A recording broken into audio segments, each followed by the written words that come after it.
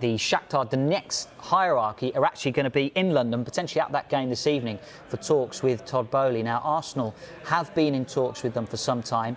Details of the structure of the fee appear to be the stumbling block so far. So I guess the best question is, would Mudryk be a better signing for Arsenal or for Chelsea? Now, I think firstly, we've got to discuss the fact he is one of the most exciting young players in world football at the moment. Roberto De Zerbi, the Brighton manager, worked with him at Shakhtar and said he's got potential to win the Ballon d'Or one day. So this is the sort of player we're looking at.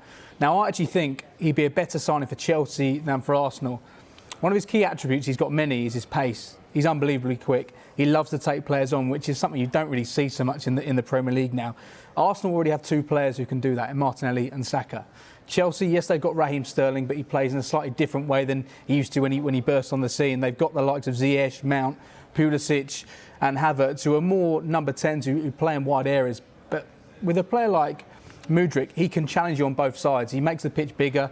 He can take on a defender, which defenders absolutely hate. I think if Graham Potter could get him in, that offers something that they don't have at the moment, and it could be something which propels them to a better place than they're in at the moment. He wants Arsenal though, doesn't he? Yeah. All his social media and everything that's been going on in the last few weeks, he's been watching Arsenal games. I think he even put a social media story up where it says, you know, Gunners helped win the Premier League. All the signs are pointing from a player perspective that he wants that move to Arsenal. But Chelsea have got the financial power, it seems, to swoop in. I mean, what happens if Chelsea offer more money than Arsenal? Well, this is the problem, isn't it? I think sometimes you've got to look at what's the best deal for the club, but actually what's the best deal for the player. And if I was a forward player, I'd look at Chelsea and think of the forward players that have gone there over the last few years and think, has anyone really joined Chelsea in the last 2-3 transfer windows, played in that front three position and excelled? Probably not. I can't think of anyone who's gone there and excelled in the front three positions.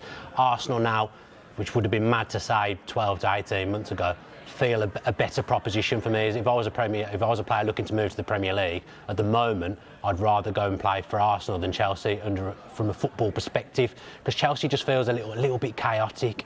You know, they signed Sterling in the summer. His best position's on the left flank, which is Mudryk's best position. But yet Sterling's barely played on the left flank for Chelsea. He spent time at the right. He's played wing back as well under Potter. I'd look at that, and if I was Mudryk and an Arsenal fan as well, by the looks of things, you'd want to go there, and you've got a genuine shot of winning the Premier League. At this moment in time, the way the Premier League's gone this season, there's a very real chance that three of Chelsea, Manchester United, Tottenham, and I've forgotten who the other team is. Big teams aren't going to make the Champions League this year, because Arsenal are going to be in the top four. Newcastle look like they're going to be in the top four as well. So there's only really one space left in that top four, and at the moment, I wouldn't back Chelsea to get that. So if I was Mudryk, I'd want to go to Arsenal, because you've got more chance of playing Champions League football next season as well. I mean, is that a serious consideration for these players? I mean, Enzo Fernandez has just won the World Cup. He wants to be playing at the highest level. If he's looking at the bid from Chelsea, you can offer as much money as you want, but if you're not going to be in the Champions League, that's a major consideration right now. I guess he's looking at it from a league perspective, where he's going to play in the Premier League rather than the Portuguese league, and he doesn't look like he's got any other options. Maybe if a team that was more certain of Champions League next season was in for him, say Real Madrid, maybe he'd consider going there, but there isn't any other offers on the table for him because it's such an extortionate fee. I think for Mudryk, he's looking at Arsenal and thinking, one, he's been a supporter all of his life by the looks of things.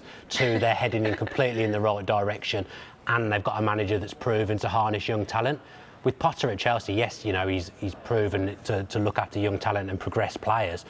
But you look at Chelsea and say there is no guarantees in a year's time he's going to be there. Arteta's going to be at Arsenal for the long haul. That's the right move for the player, but it might not be the right move for the club if they can get more money out of Chelsea.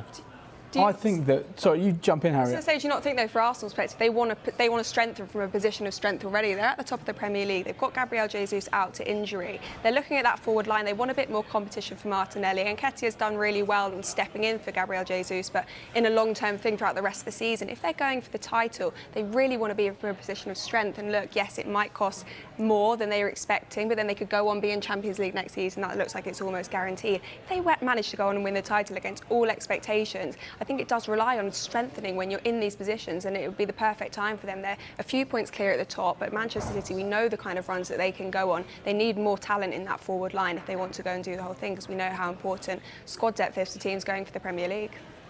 I just think it's bizarre saying this now, that Arsenal does seem to be the obvious choice for the player, because they've got a defined plan at Arsenal, as you say. Arteta's got a track record now of improving young players, whether they be players coming in from outside the club or academy graduates like Saka and Emil Smith-Rowe as well. And with Chelsea, we know Graham Potter is a brilliant manager. He'll go on to be a brilliant manager, whether it's at Chelsea or not. But he's at this point in the project where he's still looking for what his best team is. We're still not quite sure what his system's going to be. And players like Mudryk and his representatives will look at that. And when you're adjusting to a new country, you need to be going in with as many boxes ticked as possible. And I think going to Arsenal, it's all there for him. Whether or not he'd start with the way those two wide players are playing, Chelsea, that's the one. he may get more game time. But I think, as you say, for Arsenal, in the last few years, they've just fallen away because their squad depth's not been there. If they've got a player like Mudryk who can come in, even if he creates 2 or 3 assists, score 2 or 3 goals, that could be the difference between them finishing second or them winning the Premier League for the first time in 18, 19 years. Well, as Dan was suggesting there, if Arsenal, Manchester City and Newcastle, if those Champions League spots are sewn up for you already, then one of Manchester United, Tottenham, Liverpool, Chelsea are going to miss out on the top 4, which could have huge ramifications in the summer window and going forward as well. Arsenal do have other irons in the fire as well. They could have a busy month of negotiations. They're talking to Atletico Madrid still over the potential signing of forward Joao Felix. It's thought Atletico want in the region of £19 million. Seems a lot of money for a 6-month loan. That includes his wages as well.